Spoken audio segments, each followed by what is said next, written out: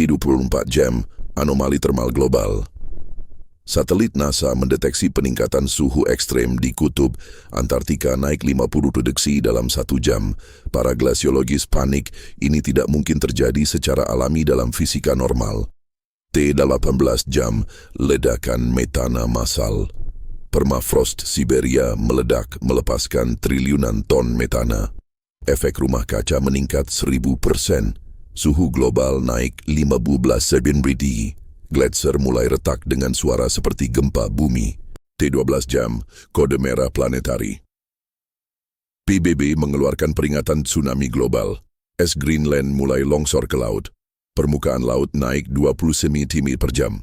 Kota-kota pesisir mulai mengaktifkan sistem evakuasi darurat. T6 jam, eksodus pantai.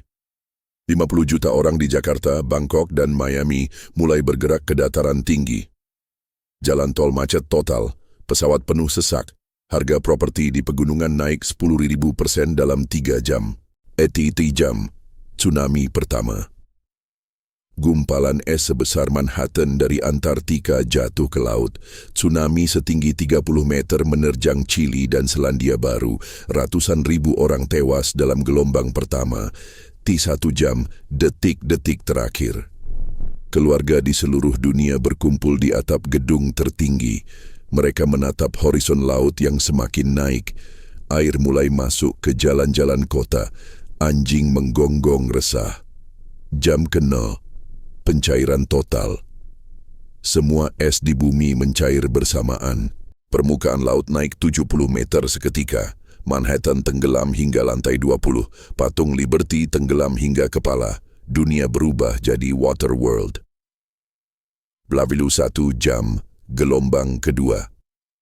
Air laut masuk ke reaktor nuklir Fukushima dan Chernobyl. Kontaminasi radioaktif menyebar ke seluruh lautan. Ikan mulai mati massal. Air minum tercemar radiasi di seluruh pesisir. +3 jam, kekacauan gravitasi. Hilangnya massa es mengubah distribusi berat bumi. Rotasi planet melambat 3 detik. Angin topan dahsyat terbentuk karena perubahan Coriolis effect. Badai kategori 6 muncul. 14 jam, migrasi terakhir. 2 miliar orang berdesakan di pegunungan tertinggi. Himalaya, Andes, Rocky Mountains. Kamp pengungsi raksasa terbentuk. Makanan habis dalam 2 jam. Kanibalisme mulai muncul. Blaluns 12 jam, kolaps ekonomi global. Bursa saham dunia tutup permanen, mata uang tidak berguna, sistem perbankan musnah karena server tenggelam, emas dan makanan jadi mata uang baru, barter sistem kembali. +1 hari, kerajaan air. 70% peradaban manusia tenggelam. New York, London, Tokyo hilang di bawah air. Hanya puncak gunung dan gedung pencakar langit yang terlihat. Kapal jadi satu-satunya transportasi. +3 hari, evolusi paksa. Manusia mulai belajar hidup di air. Anak-anak mengembangkan kapasitas paru-paru lebih besar. Mata beradaptasi untuk melihat underwater. Kulit mulai tumbuh selaput tipis di jari. 41 minggu, kota terapung. Survivor membangun kota terapung dari puing-puing gedung. Rakit raksasa menampung ribuan orang. Sistem hidroponik untuk menanam sayuran. Destilasi air laut jadi teknologi paling berharga. Pelapur 2 minggu, perang air tawar. Konflik brutal untuk akses ke mata air pegunungan. Suku-suku air terbentuk dengan teritorial ketat. Bajak laut modern menyerang kapal-kapal pengangkut air bersih. Darah tercampur air laut. Pelizaru 1 bulan. Generasi akuatik. Bayi lahir dengan adaptasi genetik. Paru-paru 30% lebih besar. Jantung lebih kuat. Mata dengan membran nictitating. Mereka bisa menahan napas 20 menit. Human 2.0 sedang berevolusi. +3 bulan. Kebangkitan laut. Ekosistem laut berkembang pesat di kota-kota tenggelam. Coral Reef tumbuh di Times Square. Paus berenang di antara gedung pencakar langit. Alam merebut kembali planet dengan cepat. Heba pada 9 bulan, teknologi tenggelam. Semua data center, server dan satelit komunikasi musnah. Internet punah. Smartphone jadi sampah. Pengetahuan manusia kembali ke era oral tradition. Perpustakaan tenggelam, ilmu hilang. Plala 1 tahun, masyarakat nomaden air. Manusia hidup dalam armada kapal yang terus bergerak. Tidak ada lagi negara atau perbatasan, hanya ada klan-klan laut dengan pemimpin yang kuat. Hukum laut yang berlaku, survival of the fittest. Bapra 2 tahun, anak-anak lumba-lumba. Generasi baru, anak-anak bisa berkomunikasi dengan lumba-lumba dan paus. Mereka mengembangkan echolocation primitif. Bahasa manusia mulai terdapat suara klik dan whistle seperti cetacean. 3 tahun, kota bawah air. Manusia membangun habitat bawah laut di reruntuhan kota. Gelembung udara raksasa melindungi komunitas, pertanian rumput laut, dan peternakan ikan. Cahaya bioluminescent menggantikan listrik. 10 tahun, spesiasi dimulai. Homo sapiens terpecah, Homo aquaticus hidup di laut dan Homo montanus di pegunungan. Mereka mulai tidak bisa lagi interbreeding. 2 spesies manusia berkembang terpisah. 110 tahun, kerajaan Atlantis baru. Homo aquaticus membangun peradaban bawah laut yang canggih. Mereka menggunakan bioengineering dengan alga dan karang. Kota bawah laut dengan arsitektur organik yang indah tapi asing. Yaudi tahun, kehilangan bahasa darat. Homo aquaticus kehilangan kata-kata untuk konsep darat. Rumah, jalan, mobil, pohon. Bahasa mereka penuh dengan gradasi warna biru dan istilah untuk arus laut. 20 tahun, Perang Dua Dunia. Konflik antara Homo montanus di gunung dan Homo aquaticus di laut untuk sumber daya mineral yang langka. Teknologi sonar versus teknologi altitude. Perang antara daratan dan lautan. Hingga 2 tahun, mutasi ekstrem. Homo aquaticus mengembangkan insang primitif, mata lebih besar, kulit dengan sisik halus. Homo montanus mengembangkan paru-paru lebih efisien, otot kaki kuat, toleransi dingin tinggi. Pasiun 50 tahun, diplomasi lintas spesies.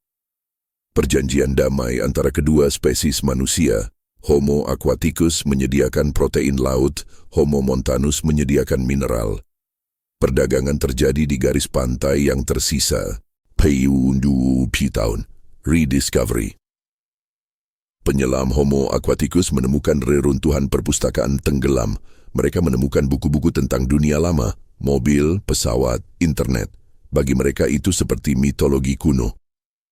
Plaza 100 tahun, museum tenggelam. Times Square yang tenggelam dijadikan museum suci oleh Homo aquaticus. Mereka berenang di antara billboard dan mobil yang tertutup karang, tidak memahami fungsi aslinya. 90 tahun, bahasa paus. Homo aquaticus sudah sepenuhnya berkomunikasi dengan paus dan lumba-lumba. Mereka membentuk aliansi lintas spesies. Paus menjadi elder yang memberikan wisdom kepada manusia laut. 200 tahun, planet air. Es di Mars mulai mencair karena efek domino pemanasan global. Homo aquaticus mengirim kapal generasi biologis, paus raksasa hasil bioengineering, untuk menjajah planet air baru. Periperin tahun, lupa daratan. Homo aquaticus tidak lagi memiliki konsep kering atau padat. Generasi muda tidak percaya pernah ada zaman ketika manusia berjalan di permukaan keras. Itu dianggap dongeng. Bina 500 tahun, evolusi sempurna. Homo aquaticus menjadi makhluk yang benar-benar akuatik, insang penuh, ekor sirip, mata dengan selaput, kulit transparan. Mereka tidak bisa lagi disebut manusia dalam definisi lama. Centima Feminu tahun, penemuan terakhir. Ekspedisi arkeologi Homo aquaticus menemukan hard drive yang masih berfungsi dari tahun 2025. Mereka memecahkan kode dan melihat video YouTube tentang dunia kering. Mereka menangis air asin. 1 tahun, kesadaran tragis. Video YouTube itu berjudul, "Bagaimana jika semua es di bumi mencair?" Homo aquaticus menyadari mereka adalah konsekuensi dari bagaimana jika yang menjadi kenyataan. Hidup mereka adalah distopia yang indah. 500 tahun. Siklus berulang. Planet air baru mulai membeku. Homo aquaticus menghadapi pilihan berevolusi lagi atau punah. Mereka menatap es yang terbentuk dan berkata, bagaimana jika semua air di planet ini membeku? Nauman, pertanyaan provokatif. Bisakah kamu bertahan hidup jika 70% peradaban tenggelam besok? Apakah kamu sudah siap berevolusi menjadi makhluk air, atau kamu akan menjadi salah satu yang tenggelam bersama kota-kotamu? Call to action. Jika video ini membuatmu merinding membayangkan dunia tanpa daratan, like dan subscribe untuk episode selanjutnya dari seri Kiamat dalam 24 jam. Karena kita baru saja melihat apa yang terjadi ketika bumi menjadi planet air.